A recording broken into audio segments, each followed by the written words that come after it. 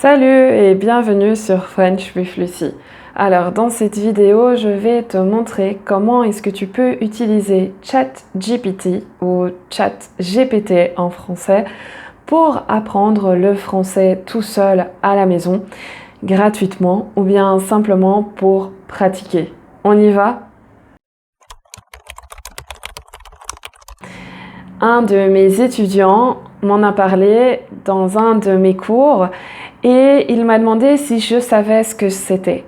Et je n'en avais aucune idée. Je n'en avais jamais entendu parler. Alors bien évidemment, maintenant on voit ça un peu partout. Et tu sais peut-être déjà ce que c'est. Mais si tu ne le sais pas, en fait, ChatGPT est un programme informatique d'intelligence artificielle. Pour simplifier les choses, c'est comme un robot et tu peux à peu près tout lui demander et il peut te répondre à tes questions. Tu poses des questions et il répond. C'est aussi simple que ça, c'est automatique et c'est à portée de main. Alors voyons un peu comment tu peux l'utiliser pour pratiquer ton français. Et donc on va répartir cette vidéo, diviser cette vidéo en plusieurs catégories. Donc comment tu peux l'utiliser pour pratiquer ta conversation, pratiquer le français écrit, pratiquer la grammaire et le vocabulaire et ensuite d'autres choses. Et ça, je laisse pour la fin, comme ça tu continues à regarder cette vidéo jusqu'à la fin. Alors, sans perte de temps, partons à l'aventure et voyons comment tu peux pratiquer la conversation. Alors, pour être brève et rapide, pour que ce ne soit pas une vidéo trop longue, je vais te donner juste un exemple et je vais faire une autre vidéo avec plus de détails. Alors, imaginons que tu veuilles apprendre le français ou te perfectionner pour un entretien d'embauche. Je postule pour un travail en tant que chargé de communication. Peux-tu me donner un exemple d'entretien d'embauche en français? Et alors ici, il va te donner un exemple d'un entretien d'embauche pour un poste chargé de communication. Alors voilà, et donc ici tu vois comment est-ce que tu peux te présenter. Donc quelles questions tu peux avoir et comment est-ce que tu peux répondre à ces questions. Alors ici tu vois qu'il y a pas mal de questions intéressantes qui peuvent t'aider à pratiquer. Donc bonjour, pouvez-vous vous présenter brièvement? Pouvez-vous nous parler de vos expériences précédentes en communication? Quelles sont vos compétences en communication? Comment gérez-vous les délais et les priorités dans votre travail? Comment feriez-vous pour atteindre les objectifs de communication de notre entreprise? Et avez-vous des questions pour moi? Alors ici, ce pour moi, c'est pas tellement nécessaire ici et c'est assez personnel. C'est quelque chose qu'on ne fait pas vraiment au cours d'un entretien d'embauche. C'est plutôt avez-vous des questions? Simplement, tout simplement. Et ici... Donc voilà, c'est un exemple qui peut être très utile, mais il y a parfois des petites choses qu'on ne fait pas vraiment en français, mais je dirais que c'est pas nécessairement très important. C'est quelque chose de très utile pour pratiquer si tu n'as personne avec qui pratiquer. Ensuite, la deuxième étape que tu peux faire avec ça, c'est lui demander, pouvons-nous faire une simulation d'entretien d'embauche en français où je réponds à tes questions. Je réponds à tes questions. Voilà. Et donc ici, bien sûr, je serais ravie de vous poser quelques questions pour simuler un entretien d'embauche. Prête à commencer? Oui. Alors, parfait, commençons. Bonjour, pouvez-vous vous présenter brièvement? Ah oui, mais là, oui. Alors ici, on va... Donc il a de nouveau, il n'a pas compris. Donc on va lui dire, donc peux-tu être le recruteur et je suis la candidate.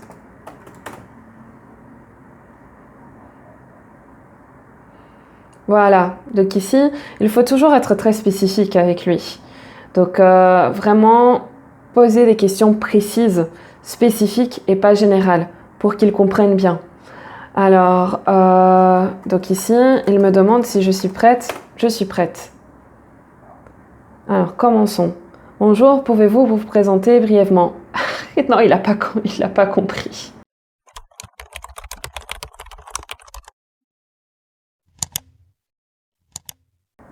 Alors, j'ai un peu contourné le système.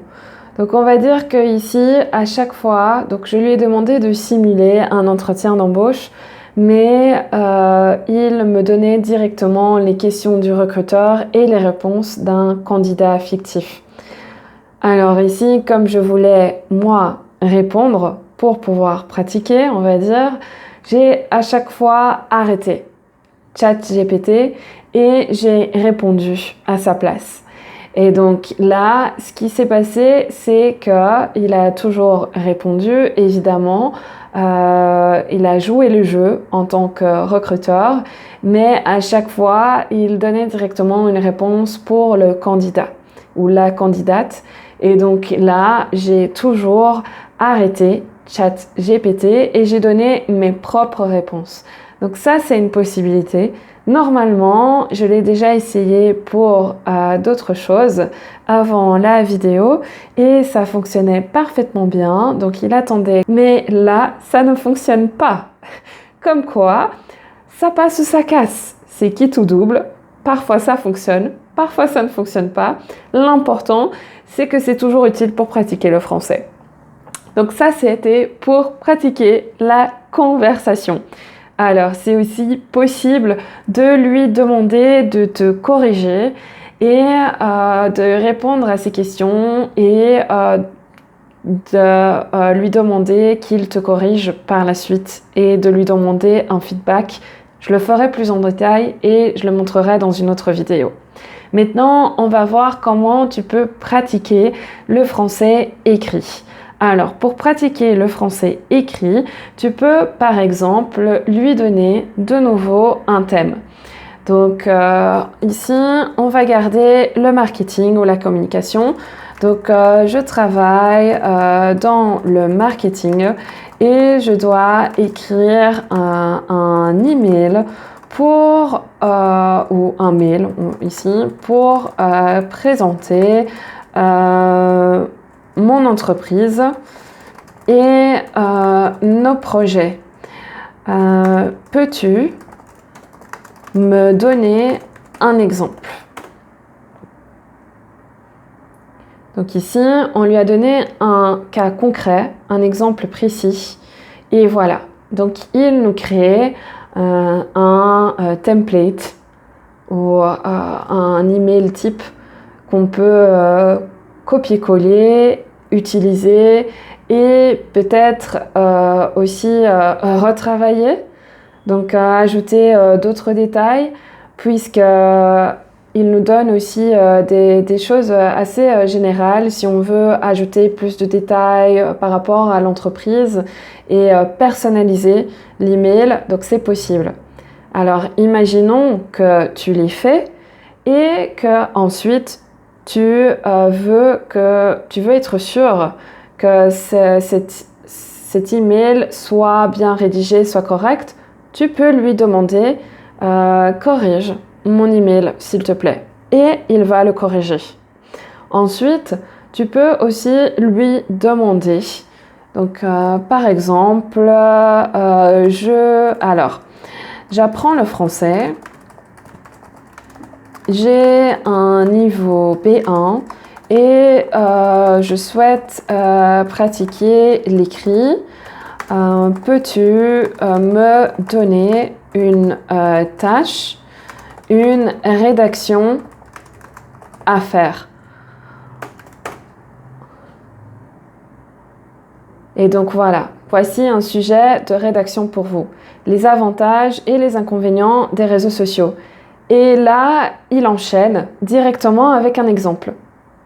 Voilà, mais ça c'est super. Et donc, ah non, c'est pas un exemple. Donc ici, il donne le sujet, il explique un peu le sujet, et dans votre rédaction, vous devez expliquer les avantages et les inconvénients des réseaux sociaux et donner votre opinion personnelle sur le sujet. Voici quelques questions qui peuvent vous aider à structurer votre rédaction. C'est top ça! C'est même quelque chose que je peux utiliser pour un cours. Ah, c'est parfait! Alors,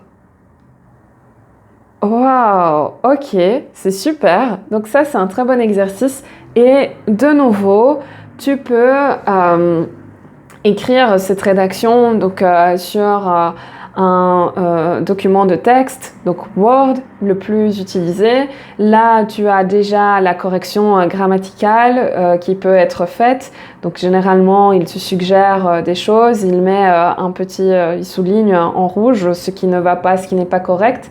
Et puis, si tu veux être totalement sûr que ton texte est bien rédigé, qu'il est correct, tu peux demander à ChatGPT de regarder, de jeter un œil à ta rédaction et de te donner un feedback. C'est quelque chose qu'il peut faire aussi. Et c'est super pour pratiquer le français écrit. Parce que, imaginons que tu souhaites pratiquer ton français écrit, mais que tu n'as personne pour te corriger, ben, voici la solution, ChatGPT. Alors, on va quand même prendre l'exemple d'une rédaction qui n'est pas très bien faite et on va lui demander de corriger pour voir ce que ça donne. Alors voilà, j'ai écrit quelque chose vite fait qui n'est pas top non plus. On va voir le retour de ChatGPT. Donc voici ma réponse à ta tâche. Voici ma réponse à ta tâche. Yeah. Oups. Voilà, à ta tâche. Peux-tu la corriger et me donner un feedback? Et alors ici, feedback, voilà. Et donc ici, on va copier-coller la réponse. Voilà. Ok, et donc voilà, il propose une version corrigée et donc une version plus adaptée, une version mieux rédigée. Alors attention, n'utilisez pas ça pour vos examens, pour vos tests. Essayez quand même de faire des efforts. Ça, c'est plus pour pratiquer et pour apprendre à mieux écrire et pour s'améliorer en français. Et donc, ça, c'est un très bon moyen d'utiliser, on va dire, quotidiennement, régulièrement, pour pratiquer le français écrit, même si vous n'avez pas quelqu'un qui peut corriger vos textes. Là, vous avez, on va dire, un robot qui est à votre disposition pour vous donner des tâches et pour vous corriger et vous donner une meilleure option ici. Voilà. Et donc ici, il donne même un feedback. Votre texte est bien écrit, les idées sont claires, les corrections que j'ai à apporter sont mineures et concernent principalement la grammaire et la syntaxe. Vous pouvez travailler sur l'utilisation des temps verbaux et la fluidité de votre texte pour améliorer votre expression écrite en français. Bravo pour votre travail. En plus, il est très gentil, très patient, donc ce qui n'est pas nécessairement le cas avec tous les humains. Donc il est très encourageant, ce qui est très positif. Ça donne envie d'écrire un autre texte et de faire un autre exercice. Donc je ne peux que conseiller de faire ça. Alors, passons maintenant à la troisième étape.